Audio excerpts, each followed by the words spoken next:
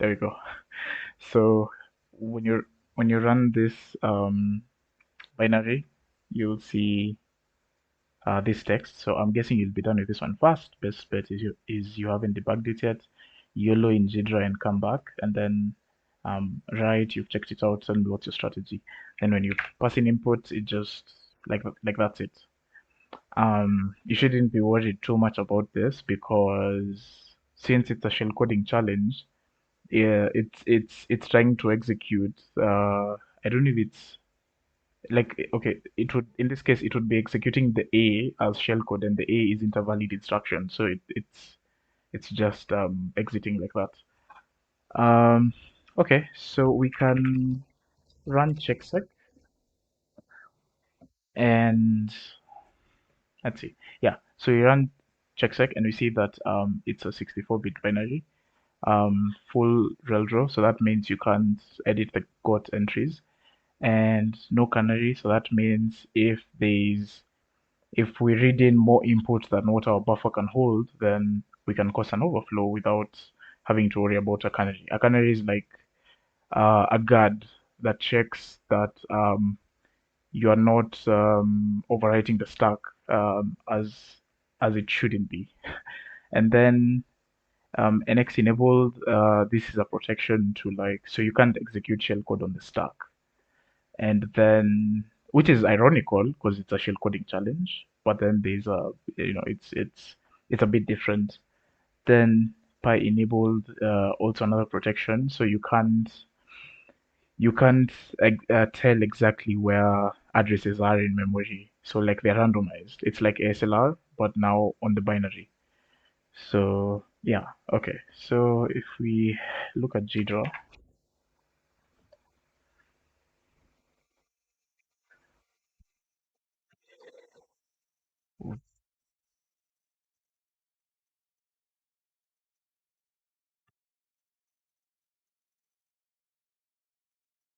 okay, and we look at, I'm not sure if I opened it here though. No, it's Gimmick, Gimmick. I don't have it. Okay, so open CTF, um, SheHacks, Gimmick. Yeah. So here we are trying to decompile the binary and see like its structure, how it looks like, what are the functions, and shit like that. Um, so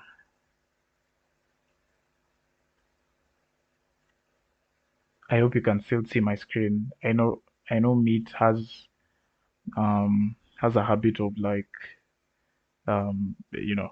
like not showing you what I'm doing currently because I switched to another screen and stuff like that. But yeah, I hope you all can still see my curly screen share.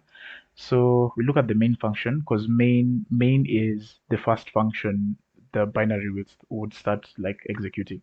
So like from entry. So actually what happens is I don't need this entry here. Let's see.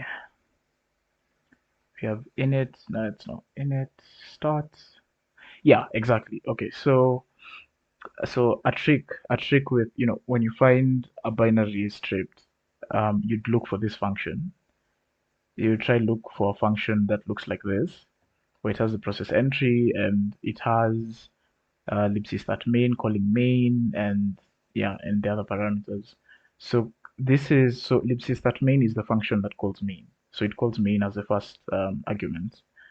So in GDB, in a stripped binary, if you like step through it slowly, you'd find there's a libc start main call, and that's how you get the main function. So you get the address of the main function using that trick. Um, yeah, yeah, pretty much. So if you look at main, we see there's a pointer here. So this is okay. I'll explain what this is. Then there's this setup function. This is just a function I have to like ensure the buffer isn't huh?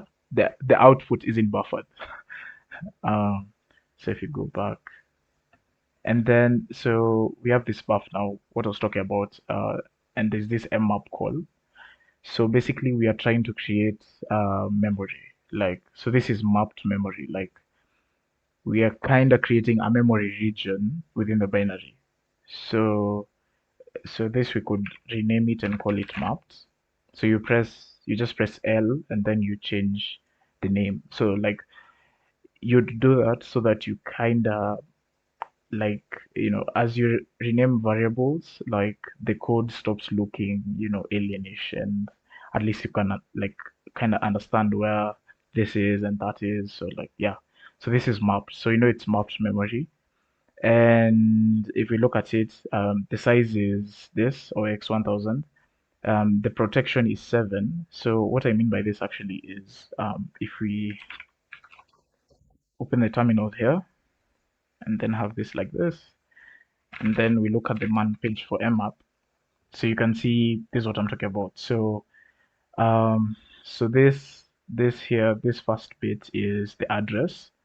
So when I was coding it, I just put null, so it will be like a random address. But like if you specify the address where you want the memory to be, you can just put like some 8-byte random address that you want. uh, I should have said something that like I've said something that I shouldn't have, but it's okay. And then we have the length. The length is OX1000, so that's how big the mapped memory is. Then the prot, so prot is protection. So so I mean, like if we open Sublime, so by prot, so we have prot read, prot write, prot exec. So all these protections. So like, oops. So read allows you to read from the memory. Write allows you to write into memory. Then exec allows you to like execute shellcode. So that means we can execute shellcode, read into the memory, write and stuff. So all this, like when you sum all these protections in like numeric form, that would be 7. So that's what the 7 means. It means you have all the protections, and it's not something like too bad. Like you can actually see that when you run it in GDB and check the memory that is mapped. It will tell you like R, W, X, and P. So yeah, and the flags doesn't really matter. So it just means this is map anonymous, map private, just standard stuff for a map. The FD is -1. Not entirely sure why. Like I've never understood why, but yeah. Then the offset is 0. Also, I've never understood why, which is cool. So yeah, and you can actually see this here. So prot exec, pages may be executed, pages may be read, and pages may be written. So these are the protections. So if you have all these protections, they add up to 7. So when you see 7, you just know like you have all the protections on that memory. Okay. So um yeah, then we have a write. So we have puts, then we have write. So they both do the same thing. They both what do you call it? They display outputs. Yeah, and then we have a read call. So this is reading input, literally. So a read reads in input. So the size is 40 bytes. So it's reading into this mapped memory of ours. So our custom mapped memory region is where the read call is reading our input. Okay, then it calls puts, so just displaying some text, and then it calls this bars function. So the bars function, it has this secom rules. So another trick here is, instead of using I think there's a tool called secom, what? Secoms, I think it's called secom tools. Yeah, secom tools. Like I never use it, but okay, generally, if you see the secomp init 0, that means it is set to kill everything. So it will kill all the syscalls. And then again, what are syscalls? Syscalls are like how user level processes interact with the kernel. So you want to request for a resource from the kernel. So if I want to open a file, I call the open syscall. They want to write to standard out, I call the write syscall, and stuff like that. So the minute you see the second init 0, you know that it's going to, like, it doesn't care about any syscalls at this point in time. So it's set to kill everything. But we have a rule here, for example, that allows this particular syscall, and this would be the openart syscall. And how do you find that out? Well, you can, let me actually go back. There's a syscalls page by Chromium. So here is where you can find out, you know, uh, the syscall number for, this and this syscall, like the read syscall, write syscall, like this and this. So yeah, it's actually this one, man. So 64 bits, yeah, this is what I was talking about. So you can see we are allowing OX11, right? So if we check OX11, so you check RAX or RAX, if you check this and see the syscall that is being allowed, that would be openart. So the openart syscall is allowed, okay? And OX28, so if we go back, scroll to OX28, this would be sendfile. Awesome. The last one is exit group, and it actually shouldn't be there. Like, I came to realize it shouldn't be there, but I just thought like I should add it just cause, like, when the program exits, it normally calls exit from libc. So there's an exit call from libc. So I thought maybe like it would terminate that exit call cause the exit syscalls are filtered. But then when I checked the syscalls being called after running strace, I was like, there's actually no need. So yeah, so we can execute the openart and sendfile syscalls, right? Um, so what can we do with this exactly? So openart, from the name, you can actually use it to open a file. So ideally, we can read a file in that case. And then sendfile is supposed to write out the file's contents. So instead of doing like an open, because normally if it was open, read, and write, you'd have to first open the file, then read the file, so read the contents. There's opening, then there's reading, and then writing out its contents. But this is just open out and send file. So just opening the file and sending and like writing out its contents. I'm not sure if like send file like does both the reading and writing out, but all I know is actually send file is more effective than write or any other standard out syscall. Yeah. So okay. Cool. Yeah, so let's go back to main and see. So after calling that function, so at this point in time, we have filtered any other syscall apart from openart and sendfile. So when you're writing shellcode, you can't execute any other syscall. Like if you go back to this syscall table, like you can't execute read, write, open, all those are filtered apart from openart and sendfile. Okay. So then it does this mapped call. So what this does is basically executes whatever is in the mapped memory. In this case, it would be our shellcode, since we have the protexec protection. So yeah, okay. So we have what? So we are reading 40 bytes into this mapped memory, okay, and then we are filtering all the syscalls apart from openart and sendfile, and then we are executing the shellcode, our 40 bytes shellcode, or 40 or less, but like it can be greater than 40 because we're just reading like 40 bytes. Um, yeah. And yeah, that's pretty much it. So the goal here is to read in 40 bytes of shellcode or less, and then have it execute. And then the whole point then, if we are opening and reading and writing out a file, then this means that we would be opening flag.txt and writing out its contents. Since it's a CTF, that's the whole point. So yeah, okay. So we can start writing out the solution. Maybe can increase this a bit or something. Okay. So this PT, the PT alias, it doesn't mean pentest. It actually means pawn template. So I just run it every time when I'm doing a challenge so that like I don't have to type out let me reduce this so that give me a sec.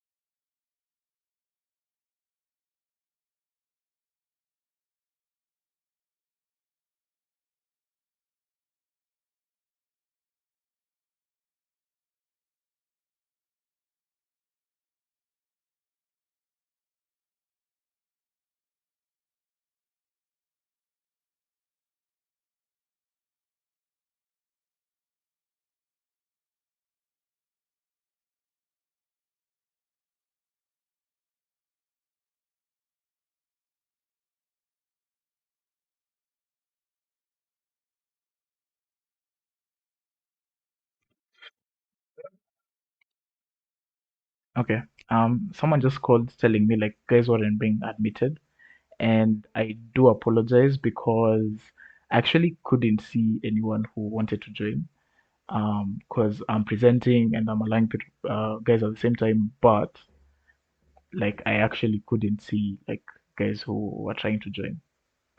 Anyway, so for the guys who weren't here, let's just step back a bit, and we were looking at the main function of this my challenge called Gimmick, and we talked of there's an mmap call, so we're trying to map memory, and the size is OX 1000, and the protection is 7. So that 7 number for the protections is actually it actually means you can read contents out of the memory, you can write into the memory, and you can execute shellcode in the memory as well. So in short, you have all the protections. Yeah, and then there's a put call. So put just displays data. Then there's a write call. So also displays data. Then there's a read call. So we are now reading in inputs of 40 bytes. So that's how read works. So this is the file descriptor, the memory we are reading into. So we're actually reading into the mapped memory. Okay. And yeah, this is a put call. So writing to standard out. Then I was explaining this bars function. Yeah, the session is actually being recorded. Um, yeah. So don't worry. Okay. Yeah. So there's this buzz function, and so what I was saying was there's this tool called secomp tools that at least can help you know like which syscalls are being filtered because the idea of this function is to filter some syscalls. But I never use it because normally like I just know the minute you see like it doing a secomp in its 0, that ideally means that it has filtered all the syscalls. And here's the part where I explained what syscalls are. And I said syscalls are just, like it's a leeway for user level processes to interact with the kernel. In layman's language, basically means if at all, in my shellcode, I want to like call open, like I want to read a file, or I want to I want to write contents of something in memory, or call execve to get a shell or something. That is what syscalls are. So, um, so yeah, So secomp init 0, this initialization, of course, because the word init, it basically means we are first we are filtering out all the syscalls. So at this point, none of the syscalls are actually going to be allowed. But here's where we add rules. So we add a rule here, and basically, if you check this third digit, so from here, so you normally look like, so yeah, so from here to the end, you look at the second one. So this is the syscall number, and that's when I said, if you want to know what syscall this is, you look at the syscall table. Um, so if you scroll down, you can see OX11 is, let's see, OX11 is the open art syscall, right? Okay. So, and then, OX28 is the send file syscall that you'll see in a bit.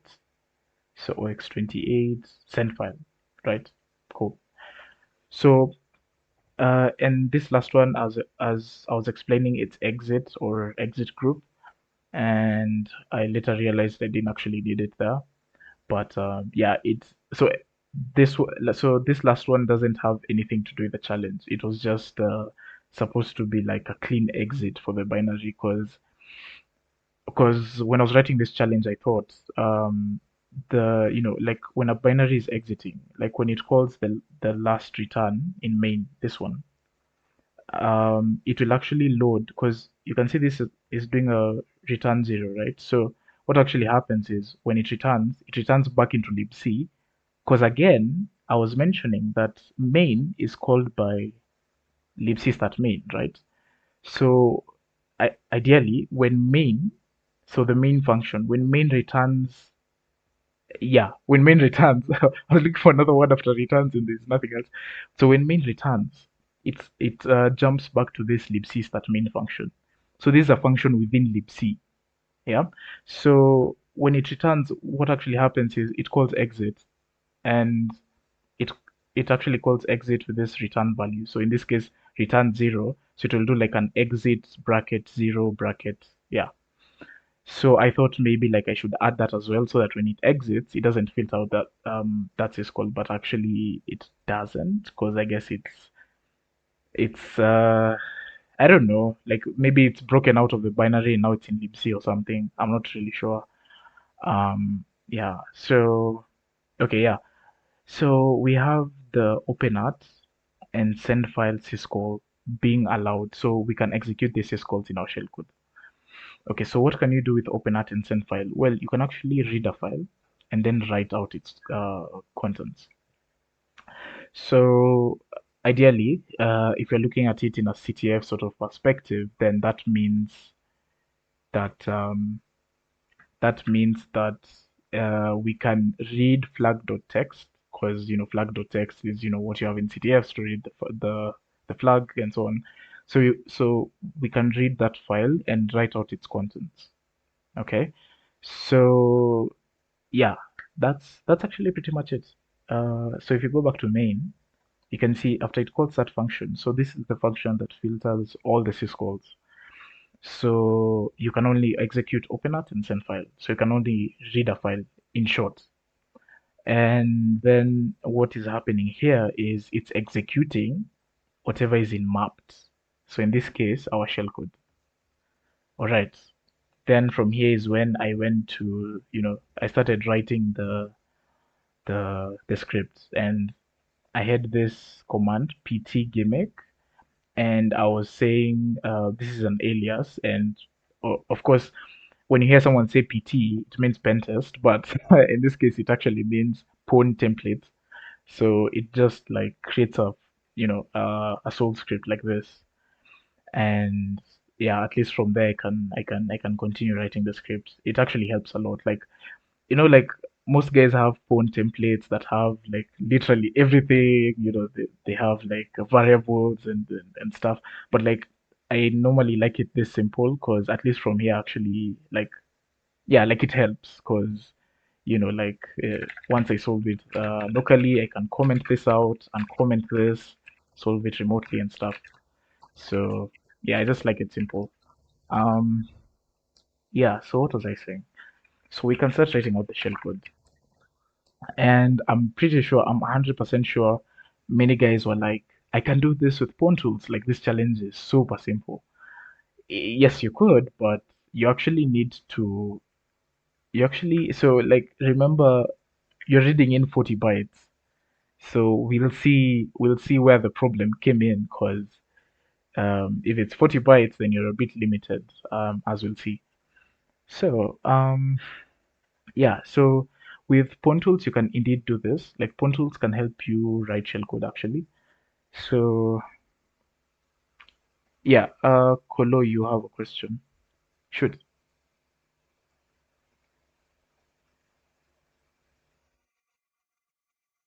Uh, question?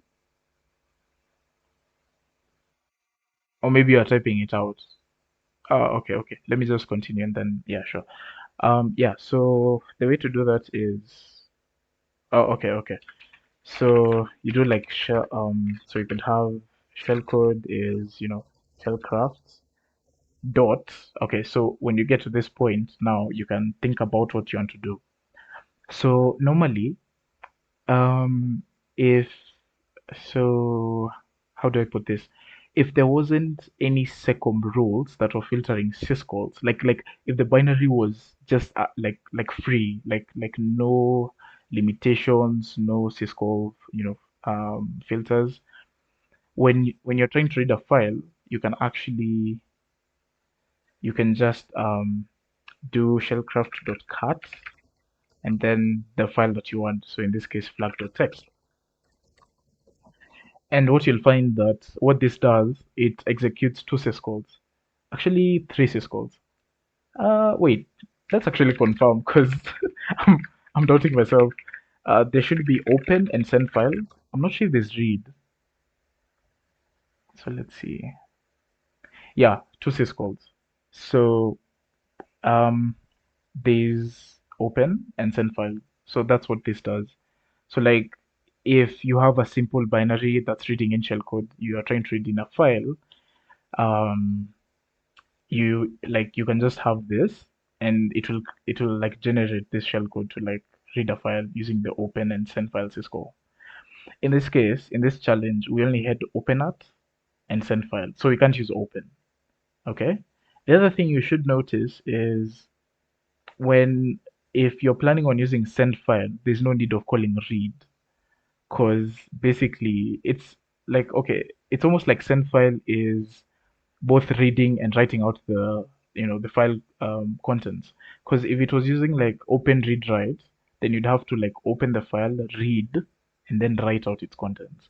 But in this case, it's just doing an open send file. So the send file is literal in the sense of it will just like send out the file's contents instead of like having to read and then write out. Okay, so that is that. So we know that we can't use this just because the open syscall is filtered. We can only use openat and sendfile. Okay, so if you're talking about openat, you actually call it the same way. So instead of having cat, you can have openat like this, and then you have to look at how openat is handled. So you have this. I like looking at the first one because you can see there are two. There's int openat and int openat again. But this second one has the mode, and the mode doesn't matter as much. Let me put it that way. The mode, ideally, whatever value it will be, even if it's -1, OpenArt will still work. But for the flags, if the value isn't 0, it won't work. And so I think 0 just means that it's not using any flag because like there are a couple of flags. I think if you scroll here, this one's. So you see like or append means open the file in append mode, or async or clock, whatever that is, or create if the path doesn't exist, create it as a file, or stuff. So I think 0 just means you don't want to use any flag, just open the file regularly as open does. Um, yeah, so let's look at this first one. And here, let me talk about registers, or what we call the 64-bit calling convention. So ideally, when you talk about a function and having parameters, there are some key registers that you have to think about. There's RDI, RSI, RDX, RCX, R8, R9, R10. That is 64 bits. So, and R8, R9, R10 aren't that common as much, unless you're calling like OpenArt. I mean, no. Unless you're calling mmap, because mmap, so like you can see these are just three parameters, but for mmap, you can see there are like 1, 2, 3, 4, 5, 6.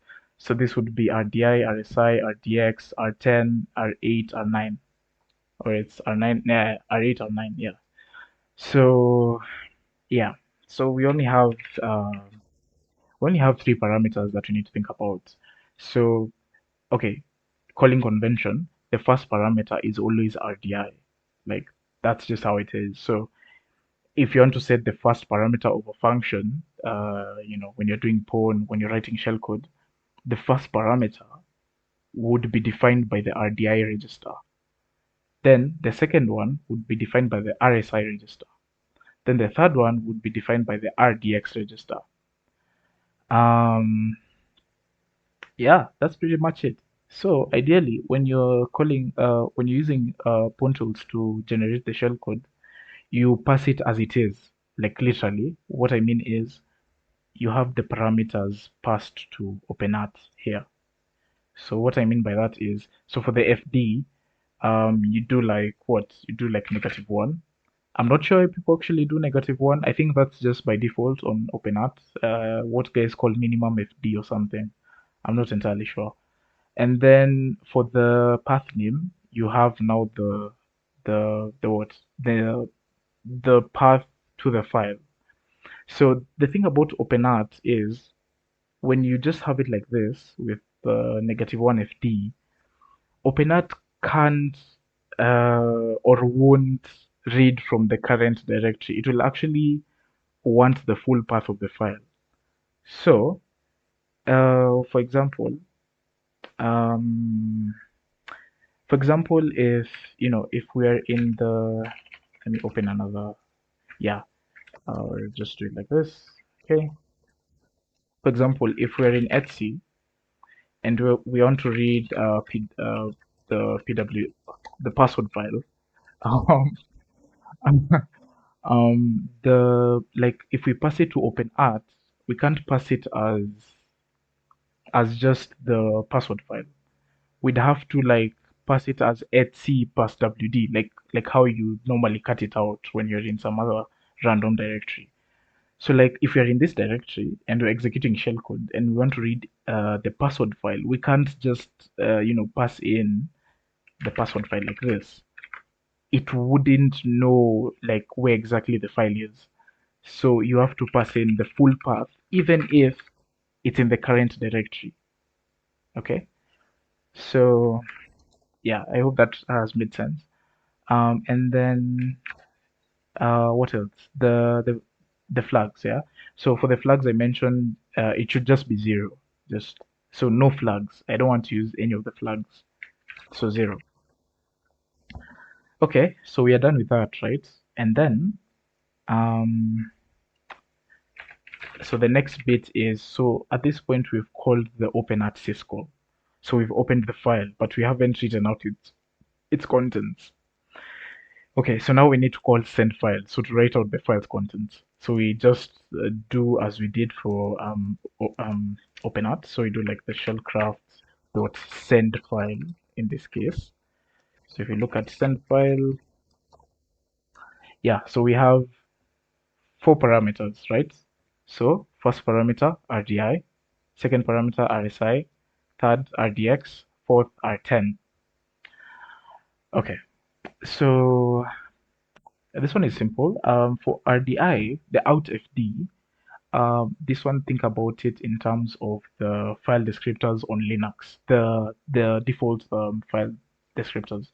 So like you have standard in, standard out, standard error. Standard in is mapped to the FD0 because it's the first one. So reading, then what else? Writing, so standard out, so that is mapped to FD1. Then standard error is 2. So they follow each other like that. So standard in 0, standard out 1, standard error 2. Awesome. So in this case, if it's out FD, because that's what it's looking at, it's looking for the standard out file descriptor, that would be 1. So you just have 1 there. Then for the INFD, that one would be the file descriptor of the file that was opened with OpenArt. And well, this might seem weird, but okay. So first thing is OpenArt. There's this register we have called arrayx. Arrayx stores the return value of functions. It's like a return value register. So the minute OpenArt opens its password, it will check. So it will do like a background check on Linux. So it will check, okay, you have standard out, standard error, and standard in. You have those file descriptors. What's the best word to use?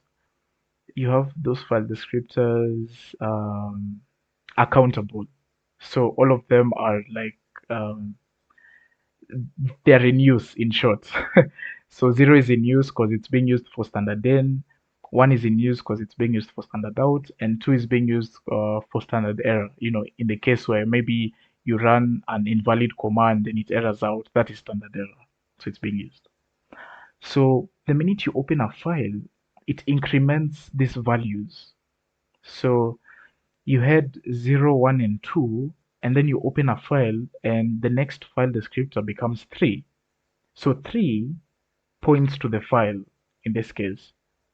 So yeah, that's actually pretty much it. So the thing I was explaining about arrayx and return values is the minute OpenArt is called and it reads the file successfully, the return value stored in arrayx is actually the file descriptor mapped to the file.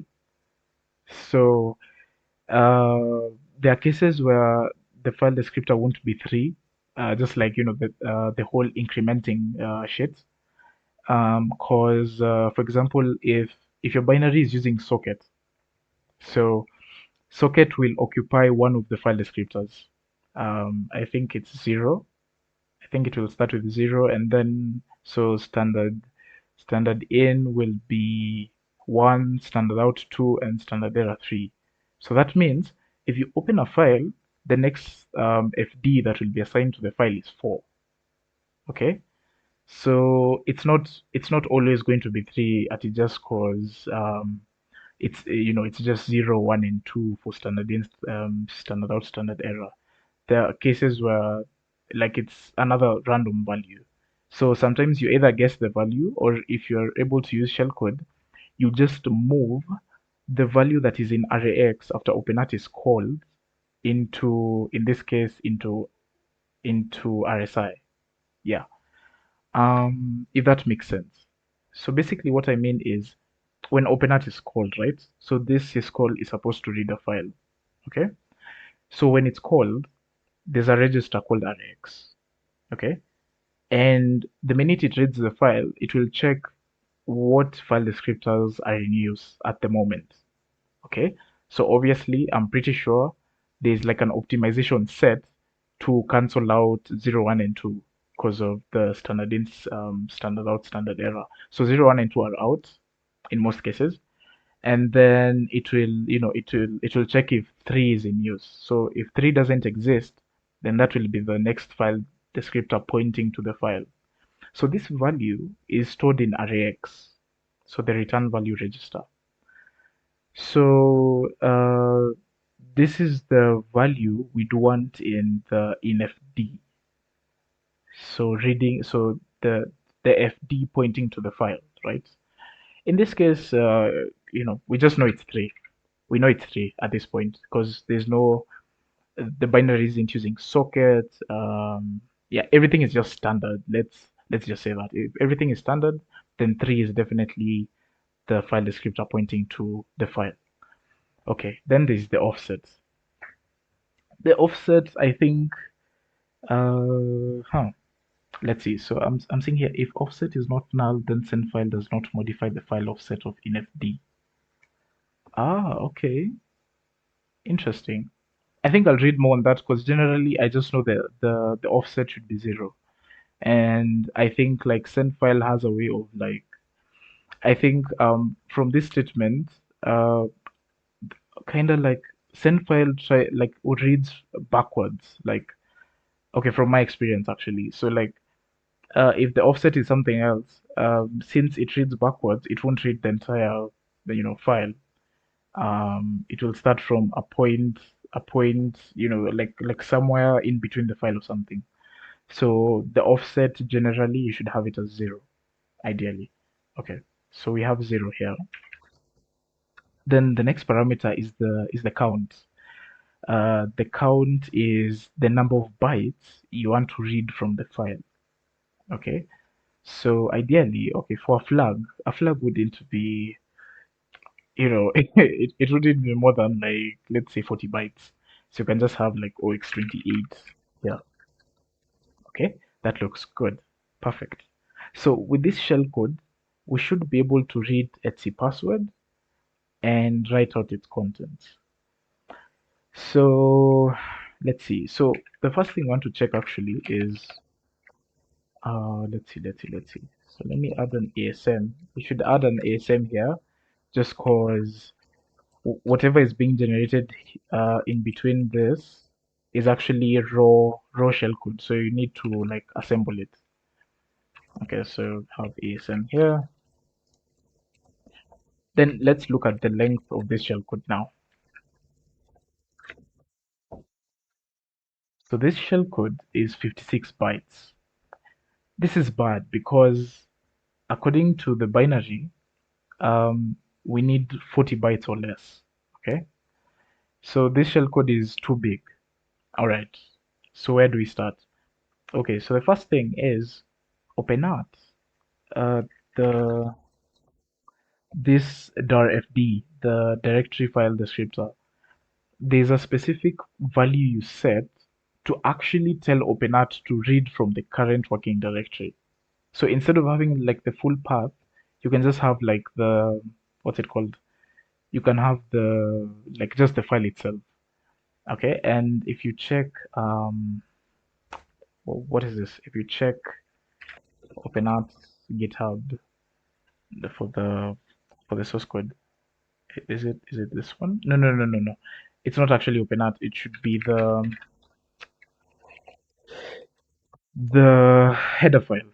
So this fcntl, because it's the header file being used whenever OpenArt is called. So if you check the source code for that header file, so fcntl GitHub source code, maybe I just add like source code here,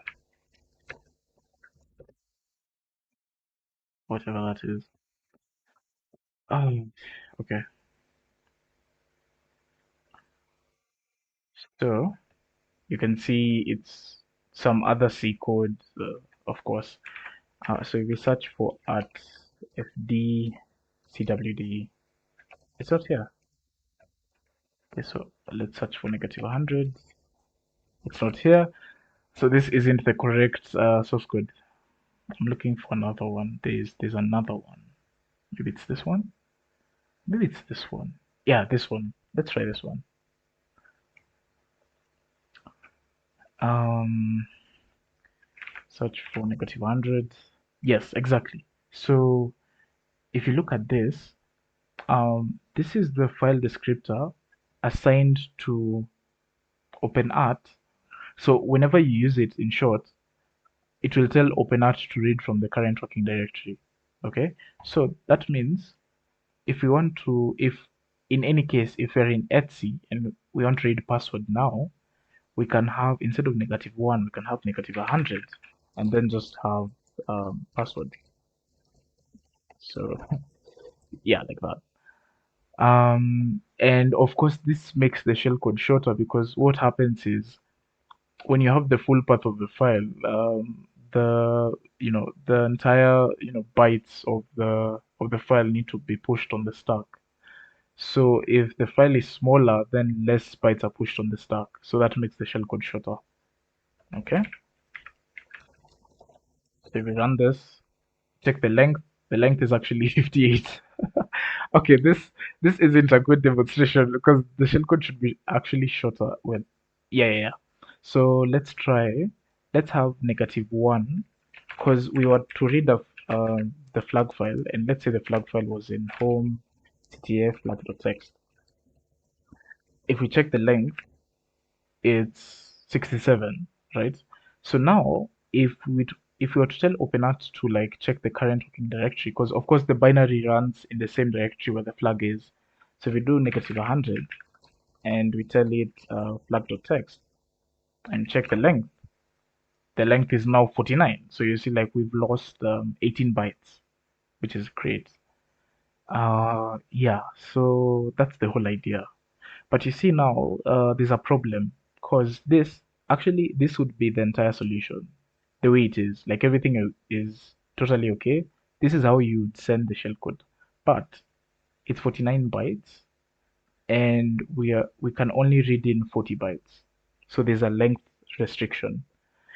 So ideally, what I expected you to do here is to actually write your own shellcode, which shouldn't be that hard because um, if you just get rid of so if you get rid of the ASM and look at how the shellcode is structured, you'd actually be able to figure out how to shorten it after maybe understanding, how it works.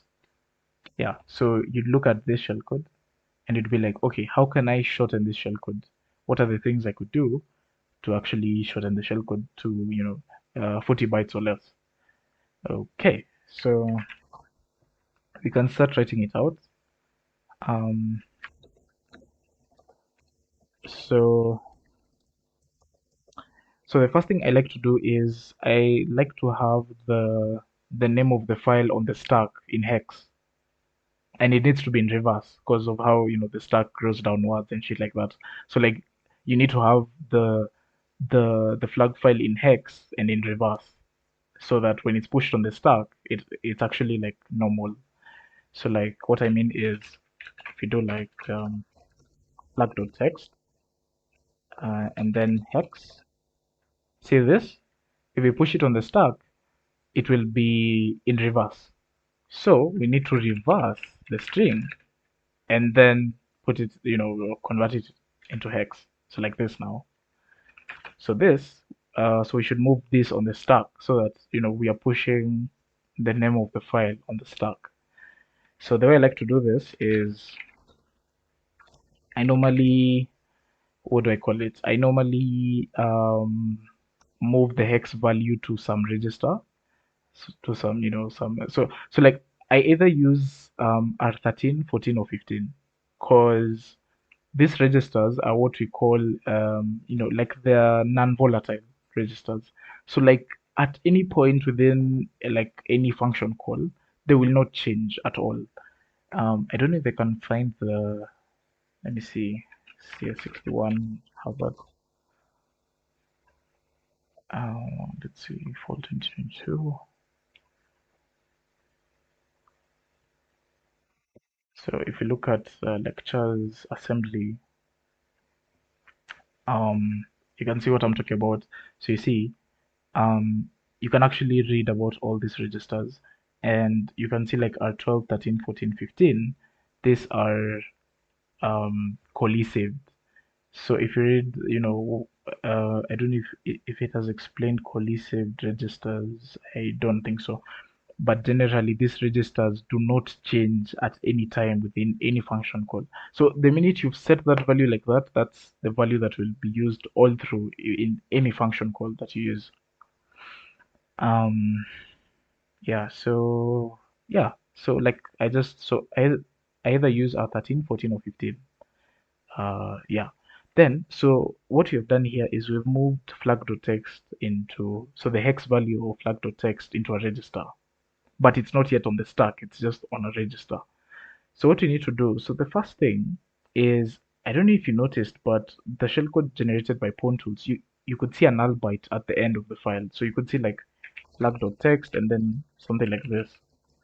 So apparently you need to have a null byte at the end of the file when you're pushing it on the stack, or a string on the stack. It doesn't have to be a file. Maybe you could do like you're trying to call execve, and you need to have the bin.sh, and that's the reason you'd see guys doing bin.sh and then /x00, so like with a null byte.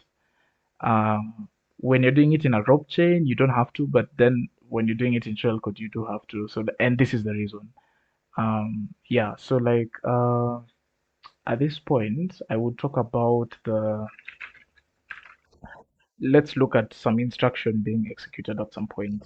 So we break at main, run, and we step through these instructions. You see this? So there's this move 0 into EAX and then call RDX. So this call RDX is actually calling like executing whatever shellcode is in this map to memory. So you remember when I talked about the map to memory? It's actually this one. So this is our map to memory, ranging from this address to this address. You have all the permissions, so read, write, execute. The size is OX1000, offset 0. So so there's this move 0 into EAX. So when you're talking about low opcode shellcode, instead of moving 0 into a register, then pushing it on the stack, we already know that array X is going to be 0. So why don't we push array X, because we know its value is 0, before the shellcode is called, if that makes sense. What I mean is, before you could have done like a move 0 into AL, then maybe push array X, but we already know Rx is 0, so we could just do like push Rx, and we've pushed an null byte on the stack because the value of EX is 0. Cool. Then the next thing we do is, so like actually, so we are pushing the null byte first before the name, the file name, because of the whole, again, the stack growing downwards. So like you'd have the null byte pushed on the stack first before you have the file name. I keep wanting to say flag file and it sounds weird. Anyway, yeah, so you push the null byte first on the stack and then you push the file name. So on the stack, instead of it being 0, the null byte, then the file name, it will actually be the file name, then the null byte. That's just how the stack works. Okay. The next thing you have to do is, when I was actually developing this challenge, so what happens is, what what actually happens, and it's something I was telling Levanto the other day. What happens is I write a challenge and then I struggle writing the solution. It actually happens. Like I struggle writing my own solution for the challenge, which is always very weird, but also very like a whole learning experience. So what happens is, or what happened is, I had, so at first, I had limited you guys to around 45 bytes. And the reason is cause at this point, I had a load effective address. So we are calling open art, and that means, one sec, let me admit someone, okay? So we are calling open art, and that would mean that we want we want the the pointer to the flag file in RSI, right? So what happened was I was doing a load effective address, and actually this is something I've been doing for a while. So load effective address, RSP into RSI. And the reason it's RSP is because whenever you push something on the stack will always point to whatever you pushed it, last.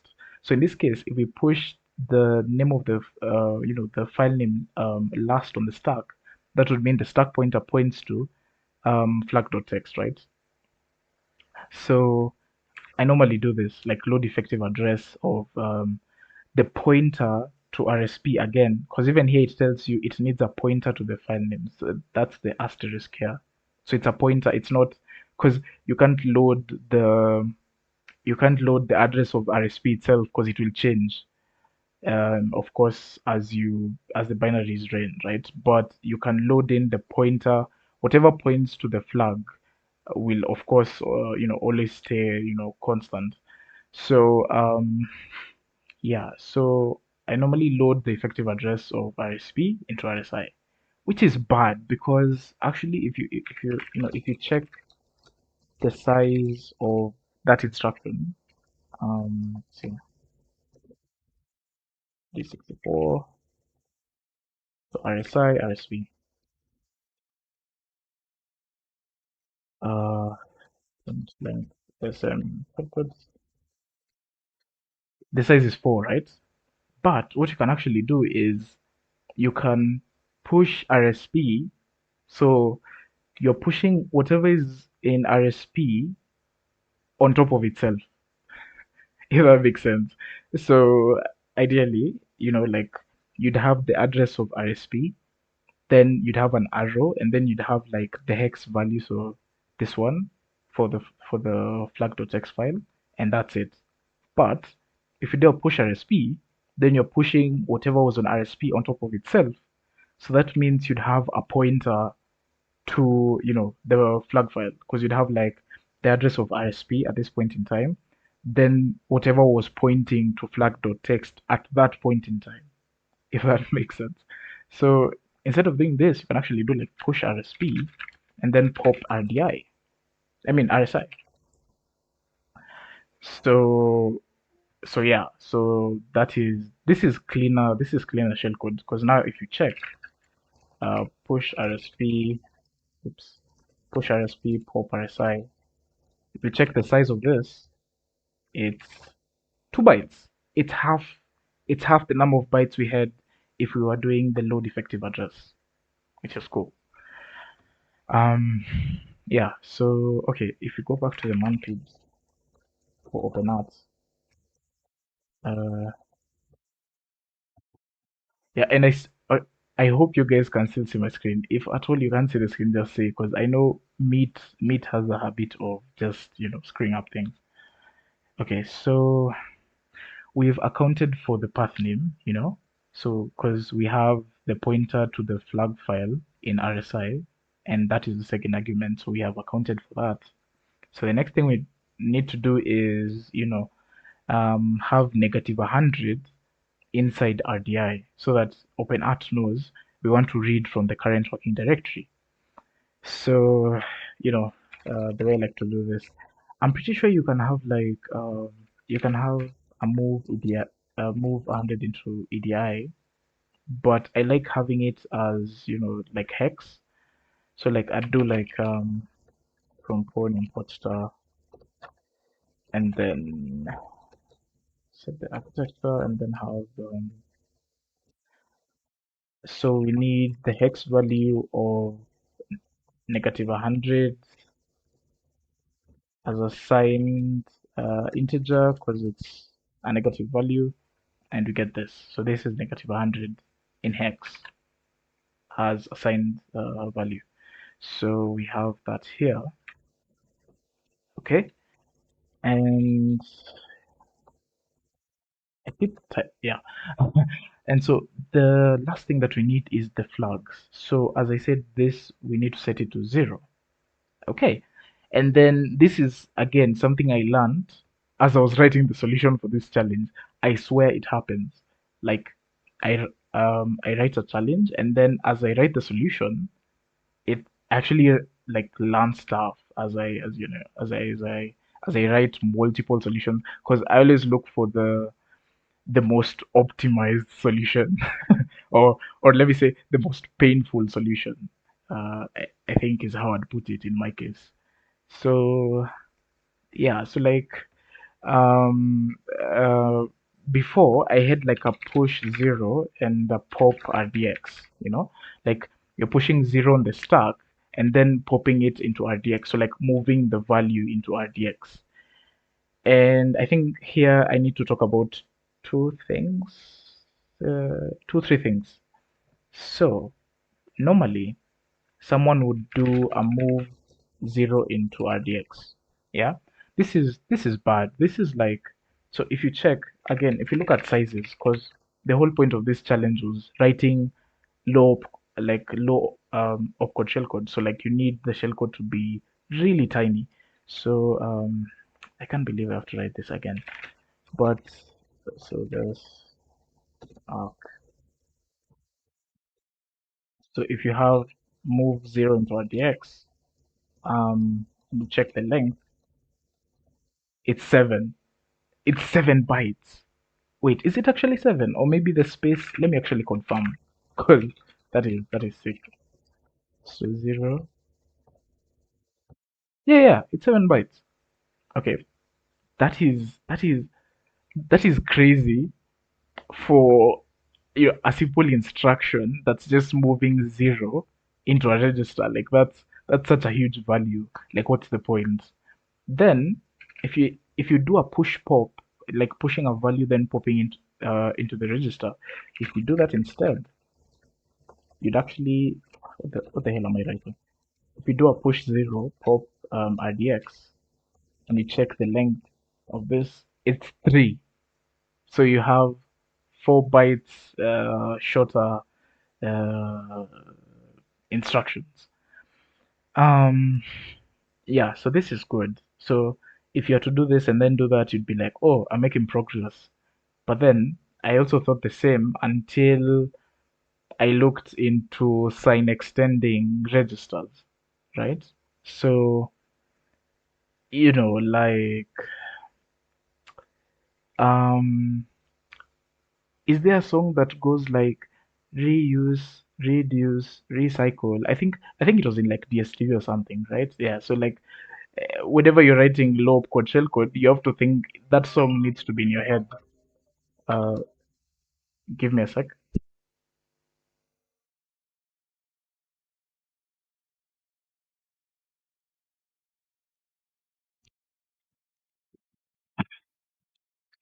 Yeah. So as I was saying, reuse, reduce, recycle. And what I mean by this is, from the word go, we said arrayx would be 0 because we saw that instruction doing a move 0 into ex. So we knew that as the shellcode is starting, like the value of arrayx is 0, and that's why we did a push arrayx to push another byte on the stack. Now we have a situation where we want to move 0 into RDX, right? We saw that the move 0 into RDX instruction is 7 bytes, which is stupid, and the push 0 pop RDX is 3 bytes. Okay. Now, when you talk about sign extending, actually, I don't have much knowledge on this, but ideally, there's this instruction called CDQ, like this. There's CDQ, there's also move, sign extend or 0 extend. The thing about this is, so like if you were to do a move sign extend 0 into RDX, or actually not even RDX, if you were to move sign extend what uh what, let me see. So if we were to move AL into RDX, because the whole point is generally, let me explain it this way. You can't move a value from a 16-bit or 8-bit register into our 64-bit register in a 64-bit shellcode. If that makes sense. So this move sign extend, it ideally increases the bits in the sense of like so that the value can make sense by the time it's landing into RDX or whatever register. So if you look at the length of this, it's it's 4, right? And let me admit someone here. And the same thing happens for move 0 extend.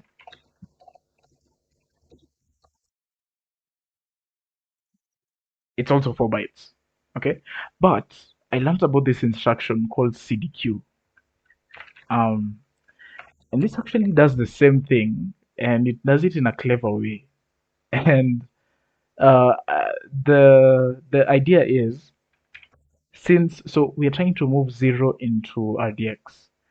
Maybe as per now, maybe the value is 10 or some huge value.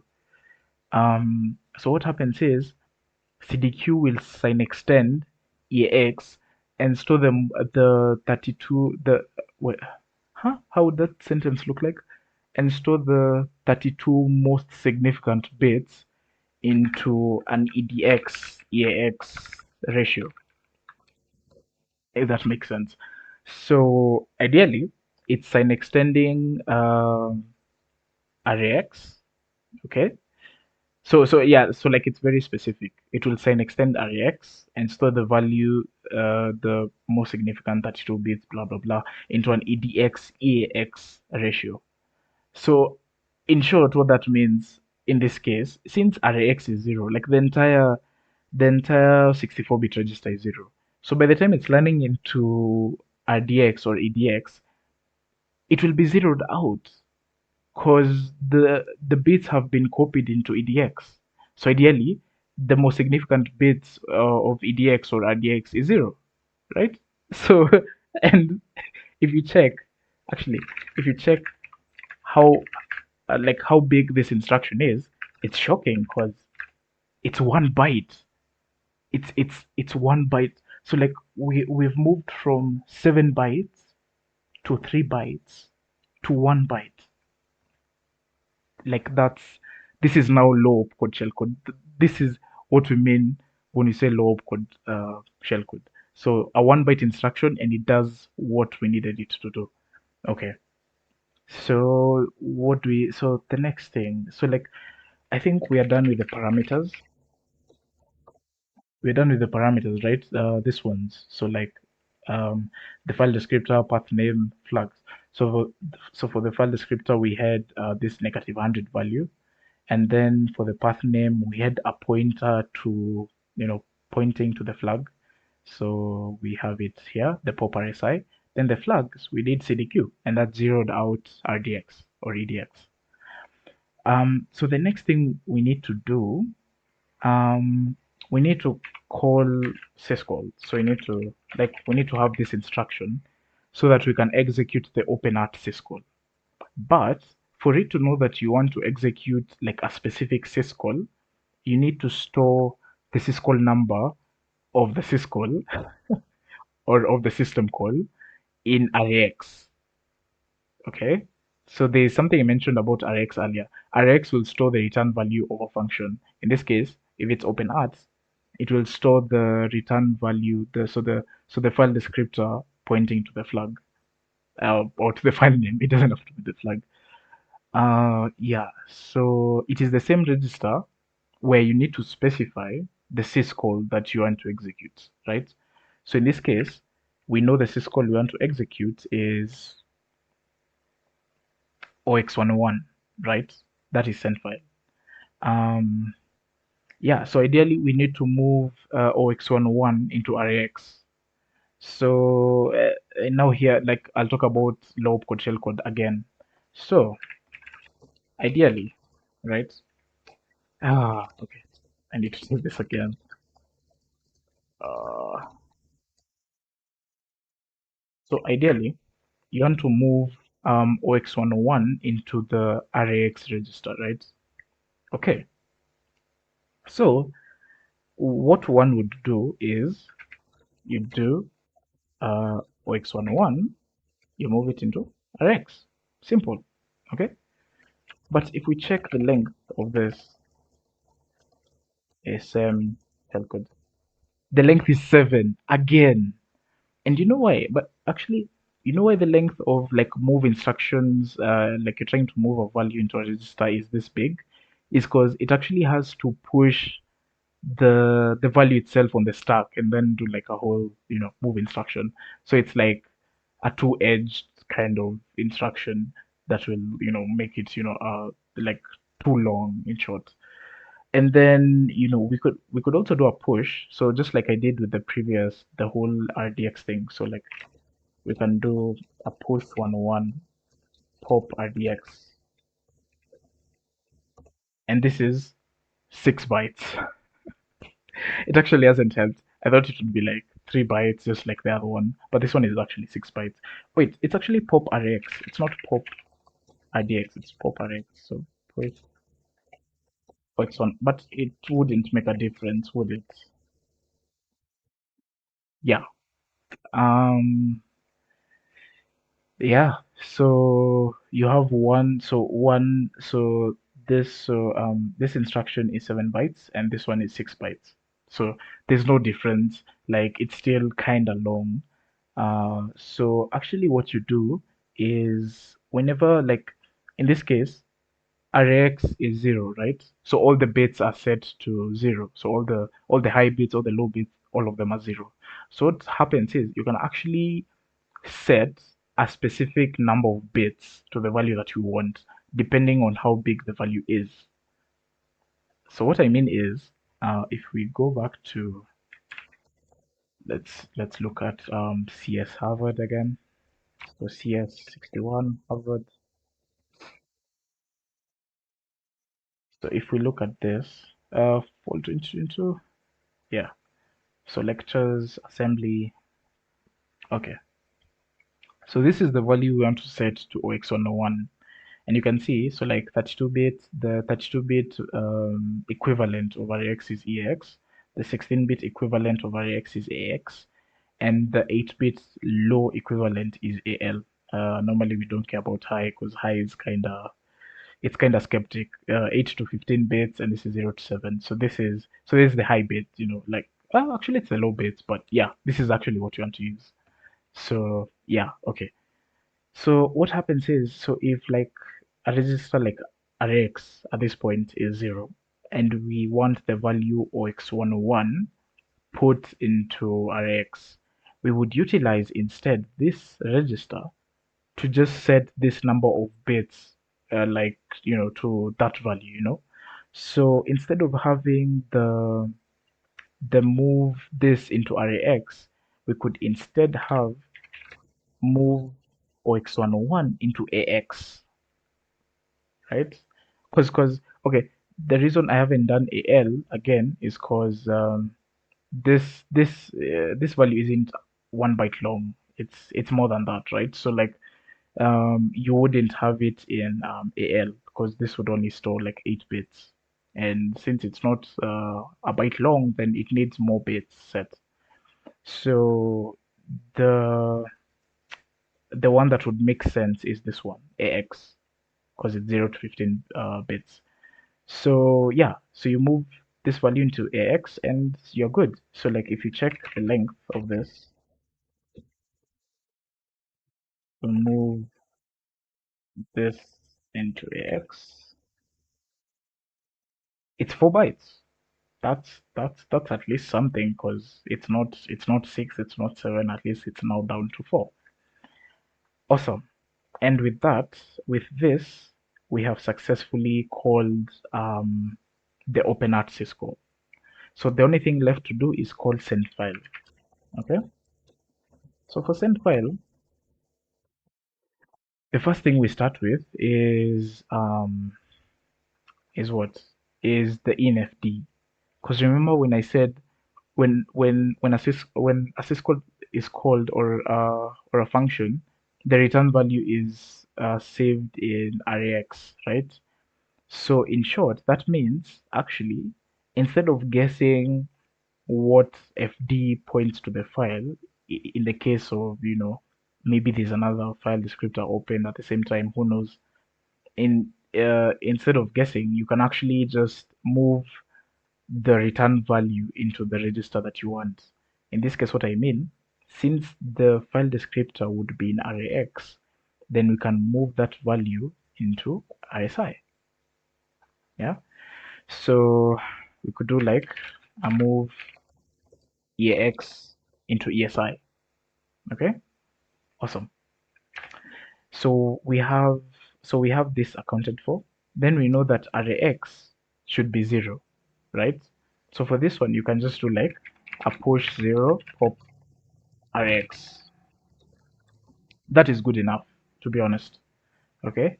So, I mean, wait, what? pop RDI. Sorry. This is the first argument, so of course it's RDI and not RX. Okay.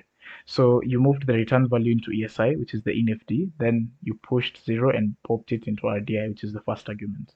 Awesome. Then now you have the offset. The offset, I said, it should be 0. But this is for the RDX register, right? But remember we set EDX to 0, or like we did that before we called OpenArt, right? So we don't have to zero it again because the value is 0. Like, yeah, like the value doesn't change or hasn't changed. Let me not say it doesn't because it's not an unvolatile register, but it hasn't changed. So yeah, so the only thing left to set is RDX. I mean R10. So what I actually did here was, instead of doing a push, some value like OX28 pop R10, what I actually did was, since the syscall number for send file, if you go back to the binary, is OX28, what I actually did was, since we'd have to have this value into RAX in order to call syscall, because remember when I said, like, when you call syscall, it will check the value of RAX to know which specific syscall you want to call, right? So in this case, again, since we are moving OX28 into RAX, and you can see that instead of using AX this time, I used AL, right? And why did I use AL? Because this is a 1 byte numeric, so we can load it into RX, right? Through the AL register. Okay. So what I did now here is, since we have this value into AL, and we can actually have a huge value. I think the maximum we can have for AL is FF. In the case of, if we were to read like Etsy password, because it's a huge file, of course I would have OXFF because this is like 255 bytes. But in this case, actually, we are trying to execute send file, so that means the value has to be OX28.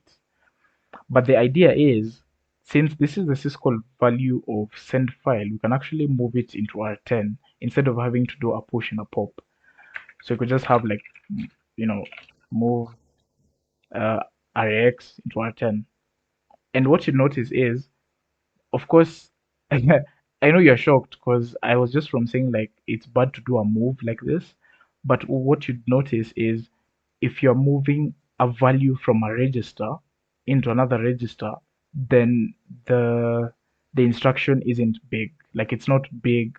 It's not as big as doing like a move 0 into R10 or something like this. But if it's a value that you're copying from a register, putting it into another register, then the instruction isn't big. So that's the catch, actually. Um, yeah. So we have OX28 being loaded into R10. So this is the size. So the size of the bytes we want to read. And the only thing left to do is call syscall. And we're done. So if we check the length of this shellcode, the length is 39 bytes. And at this point, you'd be like, awesome. So you're practically done. This was the solution. So um, we'd now send it to the binary. So we are sending after. So another thing is, when you're using Pwn tools, I know you're used to doing like send line after, or send line. Um, in this case, since it's calling read, where is it? Since it's calling read, you don't have to do a send line after. You need to do a send line after when like it's using fgets, or actually fread. But if it's just doing a read, then you don't have to do send line after. You could do send after, or just send, because it will actually read in the new line. So as much as your shellcode is 39 bytes, it's actually reading in 40 bytes because you added a new line because you did send line after. And for read, you don't have to do this. So you can just do a send after. Um, and do a send after. So send after this. So this is basically, you're telling the program like, the minute you get here, you now send my shellcode, right? So we send the shellcode and we get into interactive. So if we run this, it didn't work because we don't have a flag.txt in our current directory, so we could do like a dummy flag. So dummy flag, run it, and we don't get it. Oh, for real? What? This is odd. Honestly, I didn't expect this. Unless we maybe have a mistake in our shellcode, which I don't think actually. Let's see. Let's see. I don't see any problem, to be honest. Let's try run it on remote and see whether it works. If it doesn't work, then we'll have to relook. Let's see. So SheHacks cipher code the dev.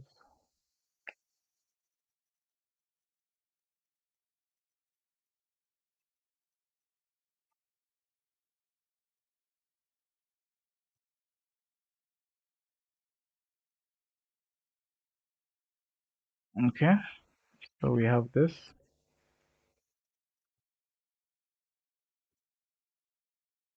Let's see if it works. Yeah, it works. That's weird. I don't know, like just like locally sometimes I don't know. Yeah, but yeah, that's like that was the flag. So flag, that is some neat shellcode. And yes, it is indeed top tier shellcode. Um yeah, so that was the solution for that challenge.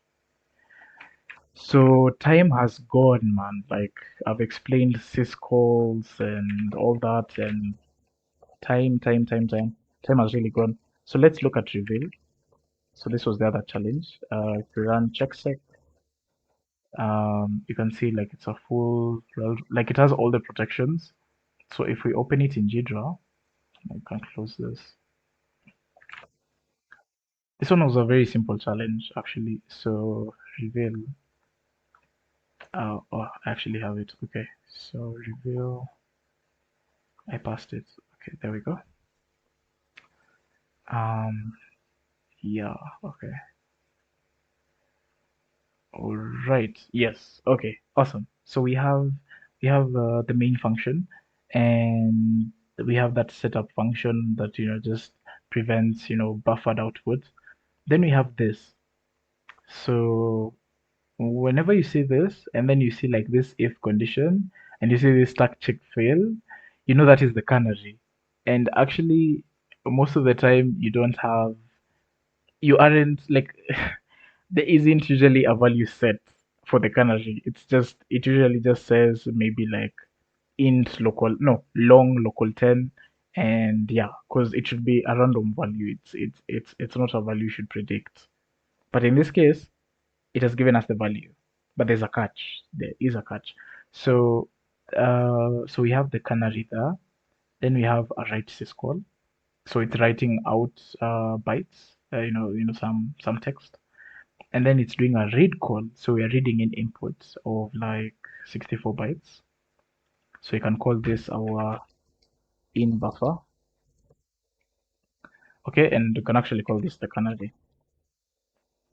Okay, so after doing that read call, it's doing a printf. So it's like it does a printf on the in buffer. So it's actually like just printing out what you read in, right? If that makes sense. So like you read into in buffer, then it's printing out what you read into in buffer. Yeah, pretty much. So and then it writes some stuff to stand out, and then it does another read call. Um, so it reads again another 100 bytes into in buffer.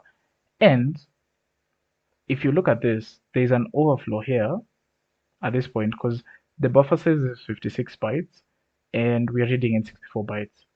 But then again, if you think about it, 64 bytes won't help you even if there's an overflow because you'd only overwrite the value of RBP and then from then like that's it. Like you aren't controlling ret, so there's nothing really you're doing, right?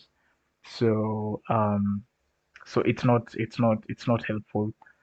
But in this one is very significant because you're having like so you're reading 100 bytes into a 56 bytes buffer. So you have around 36 bytes of that you control, right? Exactly. So we have an overflow here at this point. But as much as we have an overflow, we have a canary check. So it's checking if the canary is correct, right? Um, so this is a problem. No, actually, no, it's not a problem. Because as I said, you don't get to see the value of the canary often. So, okay, in short, this was a custom canary that I created. So that means you can kind of predict the value of the canary, but this isn't the case. Like there's a catch. Okay, so as much as there's an overflow, there's a canary that you need to get the value and a return call. So I know many guys saw this and they were so happy and they were like, John Collins is so nice. He gives us the value of the canary. So like there's an overflow and like we don't have to worry about like having to get the value of the canary or trying to brute force the canary. Oh, this is nice. This is awesome. But you know, if you open this binary twice, you notice two things. Actually, one thing. You notice that this value changes. It's not like that isn't the value. That value will randomize. Like it will almost look the same, but it wouldn't be the same, right? And the reason is cause what I did is to make this challenge a bit fun. What I did is I took the address of printf and then I XORed it with this value. So actually, so this is the actual canary value, and then it's being XORed with printf. So what does that? So this means that the value that is here currently is this value, and then XORed with printf, right? So, and this is the reason now why I'm saying when you try disassemble the binary again in Jidra, you'd notice like this value changes. And the reason it changes, of course, is because the position of printf within libc has changed, of course, because of ASLR, right? So, okay, so we know that the canary, the actual canary, is being XORed here. If you look at this instruction, it's being XORed with printf. This is good, okay? But how is it going to help us if we don't know? Because like if the value is changing, there isn't a way of knowing the value of the canary at the point where you're trying to write the solution to the challenge, right? So here's the catch here. The catch is the printf. The joke, the meme is printf. The meme is printf because one, its value in libc is being XORed with the value of the canary. Two, actually no, there are three things. One is that. Two is that there's a read call, and three is the fact that printf will keep reading off the stack until it gets to a null byte. So you remember what I was saying about send line after and send after? Like you don't have to do like a send line after when it's a read call. So fgets, if it was an fgets, you do a send line after, and it's cause it stops reading when it sees the new line, right? In this case, printf will stop reading off the stack until it gets to a null byte. Now, the catch is this. The catch is that if at all you knew about the okay, or if at all you did a send and not a send after, and you sent exactly 56 bytes, okay? So you send 56 bytes into the buffer, then that would mean that the buffer is filled up and printf will keep reading off the stack, because if the buffer doesn't have a null byte at the end, That means printf, it's reading off the buffer, and it's like, wait, there isn't a null byte, so what else is on the stack that we can read? And it keeps on reading. So that was the catch. So the first thing is reading 56 bytes, filling in this buffer so that there isn't a null byte in the buffer. Then printf will keep reading and it will leak the canary, right?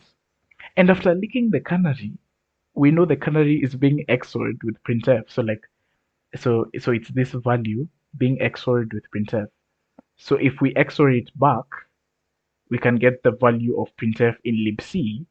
And if we get the value of printf in libc, we can get the libc base address.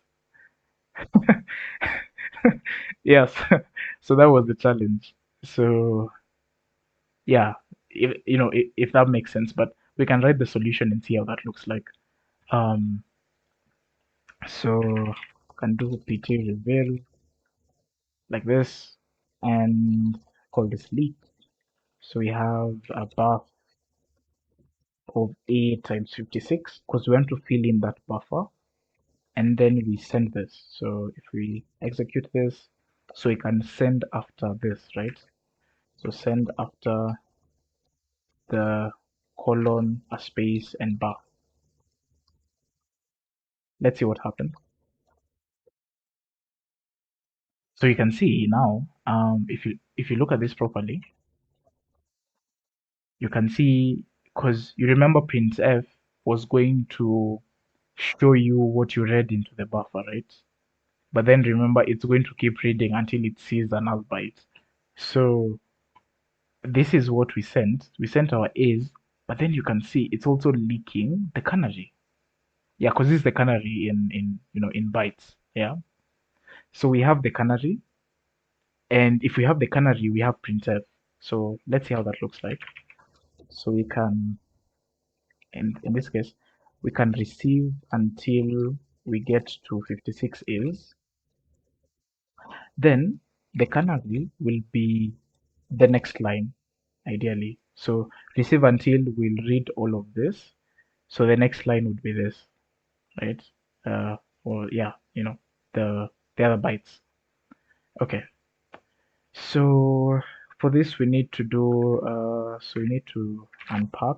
We do a U64 and we can print out the hex value. So percentage start Canada. So the U64 does like it unpacks this random bytes.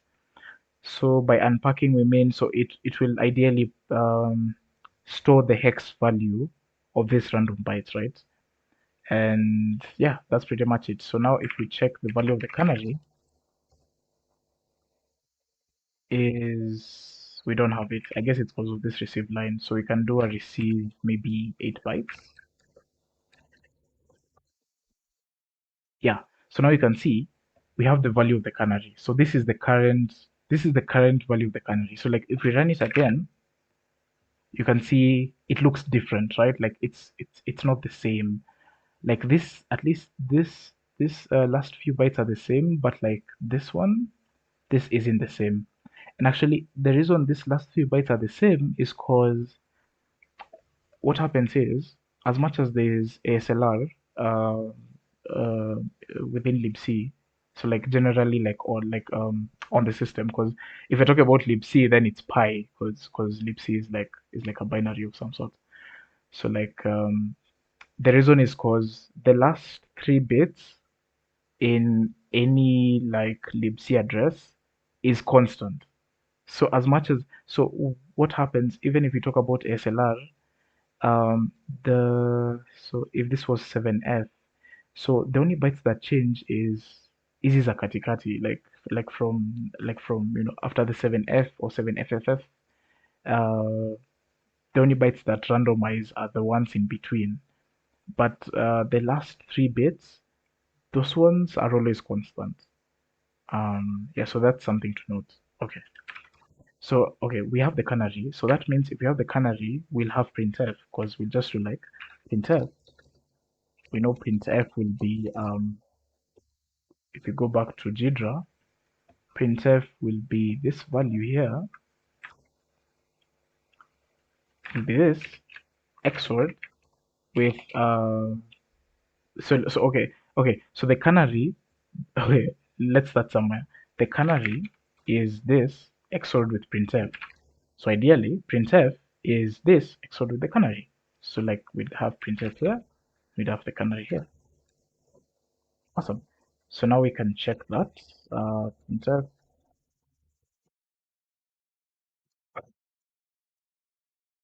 this, yeah. So now you can see we have the value of printf. And as I said, if we run this again, you can see this bytes have changed. The ones in between, right? But the last three bits are the same. And same to this. You see? So yeah, and it's because of the XOR. If you're talking about the canary, the last three bits, it's because of the XOR. But ideally, all addresses within libc, the last three bits will be the same.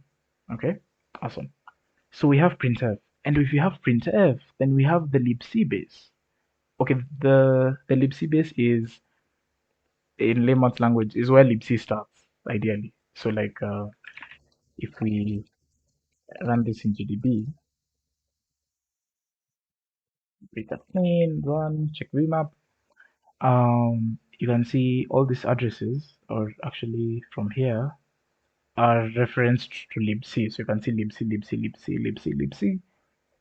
So ideally, libc starts here and ends here. Okay. So when you talk about the libc base, we'd be talking about this address, this one. So where does libc start? Because if we know where libc starts, we know where everything else is, right? Okay, um, so we can have like libc, and at this point I'd comment out this, awesome, and we'd have libc.address. So that means the base address is printf minus what? Minus libc sim printf. So what this means is the libc base address, because remember when I said when you know the base address of libc, then you know where everything else is, and that ideally means if you know the base address of libc, libc has like functions, like C functions like srand, rand. So those are usually like an offset from the base address, and they are an offset from the base address because again, if you do like LDD on reveal, so this is my current libc, and then you do check sec on that, you can see libc has pi, right? So you don't know exactly where functions are within the binary. Okay, so that's why it's an offset. It's not like an address of a specific function. So when you're doing printf minus libc.sim printf, that means the address of printf and the offset of printf within libc, if that makes sense.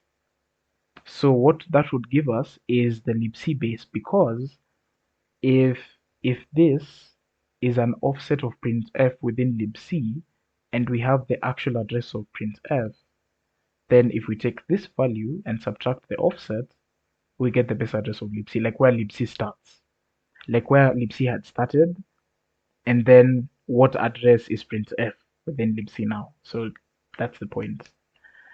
So we can print that out. So log.info libc, uh, libc.address.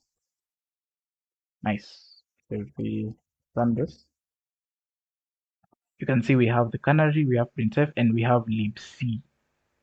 So the address of libc, so like the base address of libc is always a paged value. And what I mean by a paged value is it's an address ending in three 0 bits, like the three last bits are zero. And what that means in layman's language is it's a multiple of OX 1000. So it's a multiple of that value. So when you say paged, paged in C means like OX 1000, like as in the last three bits are zero, in short.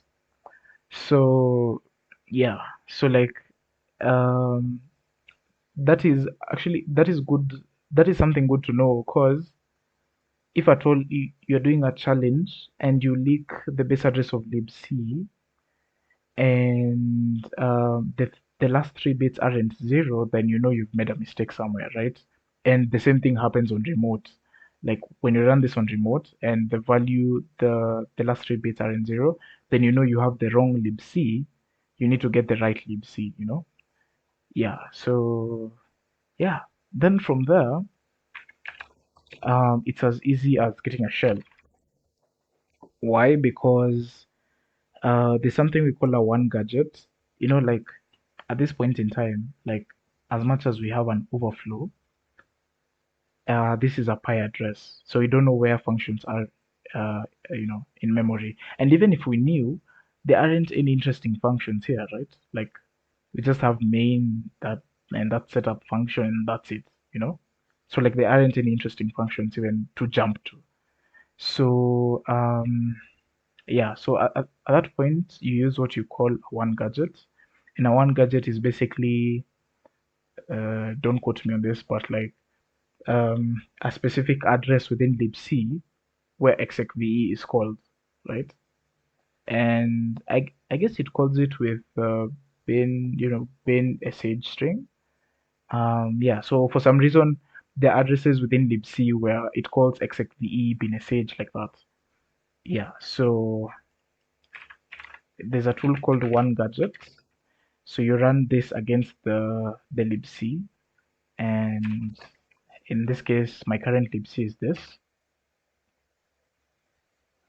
Okay, so all right, so these are the one gadgets, so like if we so again these are offsets from libc. So to get the actual address we'd have to do the libc base plus the offset, right? So um so like now, for example, if you jump to this specific position in libc, it would execute POSIX spawn like this, with this it would execute this function with these parameters. And now the constraints are conditions that need to be met for it to work, literally. So yeah, so like in this case, RSP should end in a null byte. That's what this end or XF means. Like RSP should end in a, and like the last bit should be zero, and RCX should be null, and then RBX should be null, or the pointer to RBX should be null, you know. And the same thing for this. The pointer to RSP plus OX70 should be null, and the pointer of the pointer to RSP plus OXFO should be null, or the pointer to RSP plus OXFO should be null, and then the pointer to RSP plus OX40 should be null, or yeah, or this. So whenever I'm dealing with one gadget, I never do them locally because they'll never work. Like these conditions are too much to ask for. Let me put it that way. But on remote, it's different. And since like when I zipped this challenge, I gave you the libc that I used, right? So when you're running this one gadget tool, you should run it against the libc that's running on remote. So now if we have this, we can see the constraints look a bit better. Okay, like, well, you can't tell that if you haven't done such challenges a lot before, but for someone who's done, if you look at the constraints, they look promising, and they look promising in the sense, uh, this one especially, this one is actually the most promising.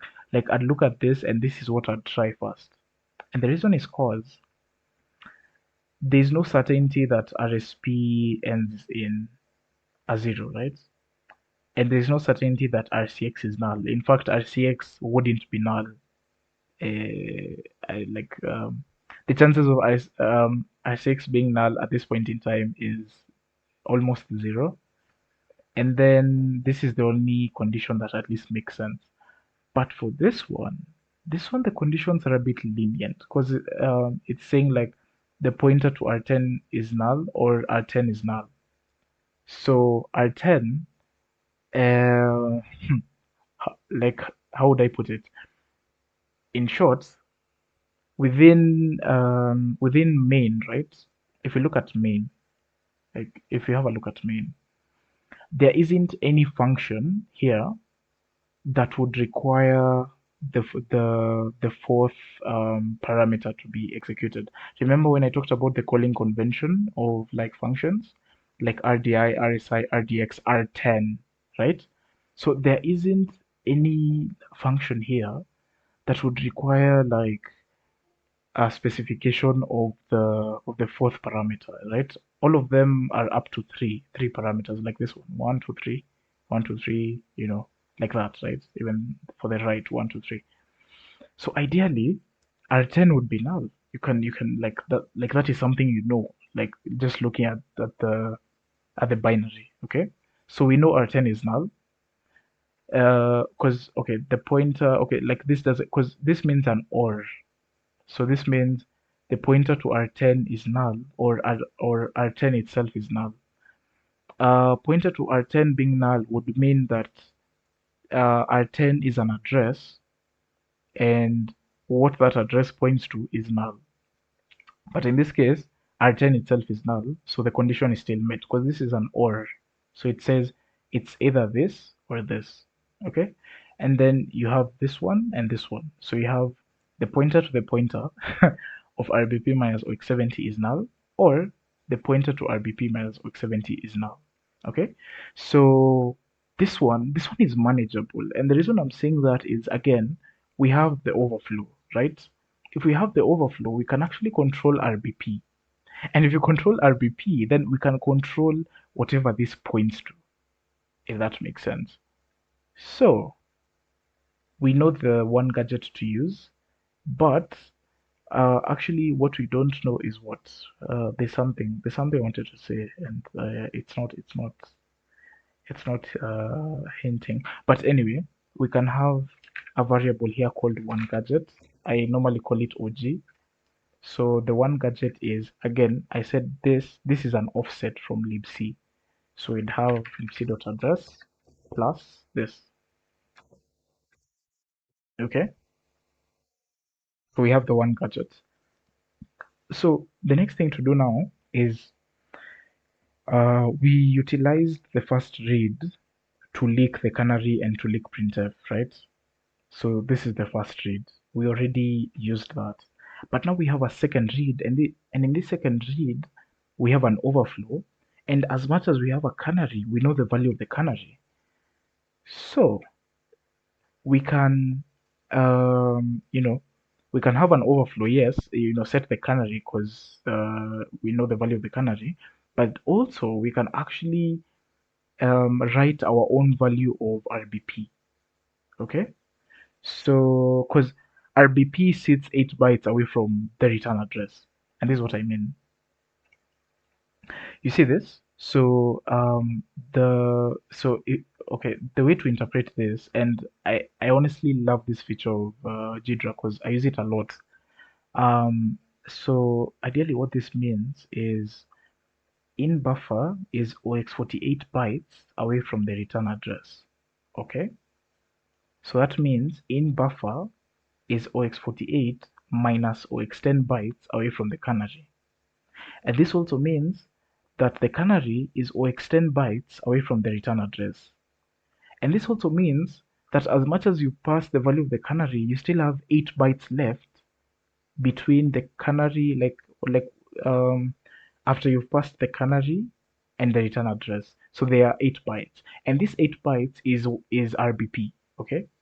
So we can set the value of RBP immediately after setting the value of the canary so that like it doesn't call, stack check fail, stack smashing detected and all that. Yeah, so we have that. So now what happens is, since since we don't have a pi address, then the thing I did here when I was writing the solution is to actually have an address within libc whose value is 0.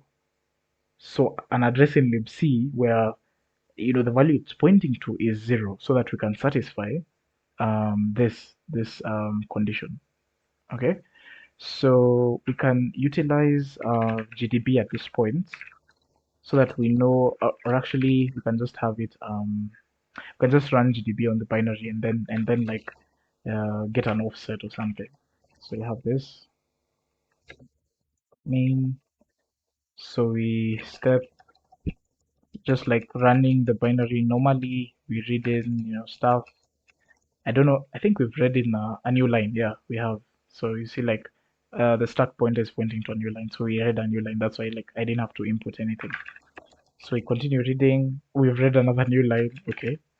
And then this is what I was talking about. You remember in the other challenge when I talked about when the binary is returning, like when main is returning, it jumps back to libc start main, and then it calls exit, right? So at this point, the binary is returning, right? So what we can do, we can check because we can look at the memory mappings, yeah, and all these addresses are in libc, all these addresses. So like we can take like this for example and check at any point where like we can see like null bytes, like just like null bytes everywhere, so that like we pick a random address there. So like we do like ox, so like print 1,000 hex values from this address. Okay, and you can see all these values. Da da da da. I'm not seeing null bytes, am I? They're no null bytes. You can see like all these values have like some value, like set, like the okay, here they are null bytes, but like then again, whatever is following, like there's a value. So like normally you check like for an area in memory where like they are completely like they're null bytes, like if you just check this whole area like they're null bytes, that would be a good area to pick up, to pick an address. So we can pick the last memory region in libc and print 1,000 bytes from this, and you can see all these are null bytes. So we can pick a random address here like this one, and then we check the offset of that address from the libc base, right? So we do that address minus the libc base, which is this, and you get this offset. Okay, awesome. So you can have like address is libc and then plus this. So that is what we'll set as RBP, so that this condition, so that this condition is met. Okay, awesome. So at this point, we're doing more of an overflow. We'd have like buff. We know the offset is 56, of course. Is it 56 or 64? There's an easy way to check that. So like the in buffer is OX48 minus OX10 bytes away. So like you just do the sum and you get the offset. So OX48 minus OX10. Yeah, it's 56. Yeah. So 56, the offset is 56. Then, as much as we are doing an overflow, we have to show that uh, that we are allowed to do the overflow, and this is by sending it the value of the canary, so that when it does this check, it knows that at least we know the value of the canary, so like we can keep on doing whatever the hell we want. Okay, so we can do buff plus equals to the canary. So now we are sending it the value of the canary. There's an echo, and I'm not sure why. Is someone like okay, okay? So when it does this check, since we've sent the actual value of the canary, this check like it won't call this function. So that means we are going to the return, and if you're going to the return, that means we're controlling the value of red, and this is where we place our one gadget. But before we do that, then um, as much as we've passed, and this is what I was talking about, as much as we've passed the value of the canary is 16 bytes away from the return address. So at this point, we've passed 8 bytes. So that means there are other 8 bytes left, and this is now what we are calling RBP, the base pointer. So the base pointer is, like, the stack is, so you can say the stack starts here, and it's this many bytes long, and it ends here. So the point where it ends is our base pointer. Um, yeah, so we can have what is it called? We can have RBP here, and RBP we want to set it to our our address within libc that points to 0. So yeah, that's pretty much it. So after doing that, we just pass our one gadget because at that point we controlled ret, and we should get a shell. Spoilers, we won't get a shell, and I'll explain why. So you go reveal this. Okay, so we send after this, we send back. So if we run it, I should actually be running this on remote because we're using the libc that's on remote for constants. Like the one gadget, we're using it for the libc on remote. So we can have libc.so.6, and then for the remote, we can go back to the browser and check the remote, address and port. So we have this. Should have this. Yeah. So if we run this, we should get a shell. Yeah, and we don't. And the reason is cause offsets, offsets. Like um, offsets change a lot. Remember, this this this is an offset we got from our own local libc. Like this was an offset in our own libc where the values were 0. But how do we know that this is like in the same offset the values are 0? We don't know, right? So from here, you do some sort of adjustment, is how I'd put it. So what you can do is just like add values. So you could do like a brute force because I saw uh, if you- if you watch live CTF, I think the one in last year, you'd see like a player trying to get an offset that's running on remote, and he'd do like a brute force. But in this case, if you're trying to speed up, what you're doing, you could you could start adding random offsets. So like you could start with OX 1000.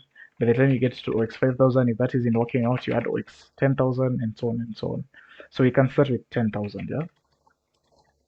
Okay. So if we run this, it still fails. We still get a go to F. Okay. Move to 2000. We still get get the go to F. Okay, 3000. Got EOF 4000, got EOF, okay, 5000, and there's no got EOF. And if you do ls, you have a shell. Awesome. And if you do cat flag.text, you see the flag says, I see a storytelling career in your future. Awesome. So yeah, so that was the challenge. Like it was here. So you get a canary leak. With the canary leak, of course, you have printf because it was being used as it was being XORed with the actual value of the canary, which was this. So with printf, you have libc, and with libc, you have the address to a one gadget, a reliable one. And with a one gadget, then when you do the overflow, you can jump to the one gadget, okay? And then you have RBP as a random address in libc that points to null. Yeah, pretty much. So yeah, so you do the overflow, pass the canary, assign this value as RBP and the one gadget, and yeah, and that's it. So yeah, those were my two challenges. Pretty cool. Um, yeah, that was it. That was it. Okay, so questions, because I'm tired. I am tired. Any questions?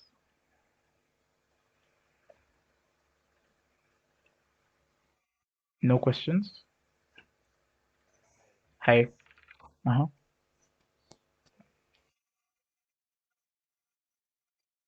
No, no, no, it was mine. It was mine. You can see, like, all the point challenges were mine. But the catch is, let me just, uh, challenges. You have to log in again.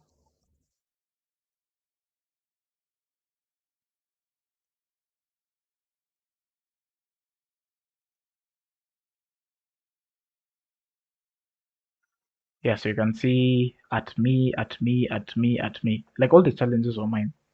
So the reason I've done only this set of challenges is because I want to reuse these challenges in B-sides. I want to see if you like you see like I'm so generous. Like I've already told you I'll reuse these challenges. So that means if you have the solution to them, then you have 3 points for B-sides. Yeah. So yeah, that's it. That's the catch. Any other questions? No questions. No questions at all. For real. Give give use the format string one type in blindfold. What do you mean format string? Huh? Huh? What? If I understand your question, I think you're trying to mean okay, the idea of that challenge. No, no, no. I shouldn't even give you the idea. No, that's. At least you know it's no. Actually, yeah. So yeah. Well, yeah. It's a format string. Yes. At least you know it's a format string challenge. That is good. That is very good. So yeah. From there, you can brainstorm within yourself and try see what could the challenge be about. But it's actually a simple challenge. It's a yeah. It's a simple challenge. Send the binaries. You create an account on the link and Nini and download it from there. Here you go. Just create an account and log in and download it. The challenges are still there. The server is still live. You can try it on remote and shit. So have at it. Any other questions? No questions now. Okay, awesome. I guess there are no other questions. So all right, your PC equals zero. Now is Mickey. What's the secret? Wait, what? Oh,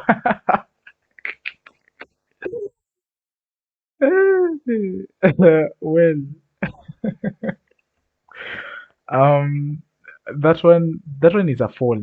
This one is a fault because if you check on Windows, it's actually fully charged, but on Linux is.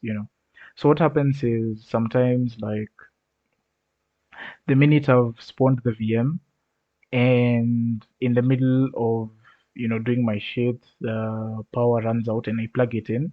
Sometimes Kali doesn't realize that I plugged in power. So like it knows it's a zero, but it's actually on power. Ah, that was a good question. I actually didn't notice.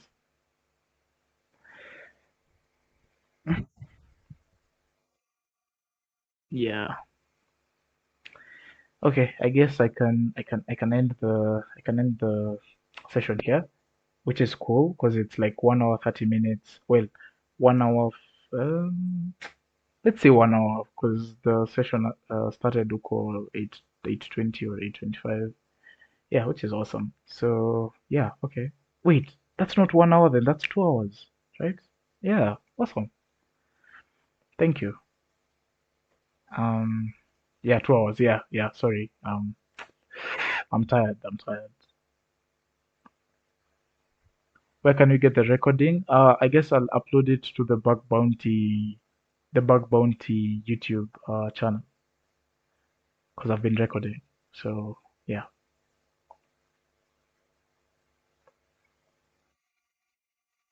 awesome. I guess that's all. So thank you so much. So yeah, thanks guys for joining. I hope you learned something. You're welcome. I hope you learned one or two things. And yeah, I hope you've seen that porn isn't that hard. It's just like just have to think things through and get a bit creative and stuff. So yeah, awesome. I'll see you at besides. I have should I? Yeah, yeah, yeah. I'll just see you at besides. Okay. All right. Cheers, guys. Good night. Peace. The heck.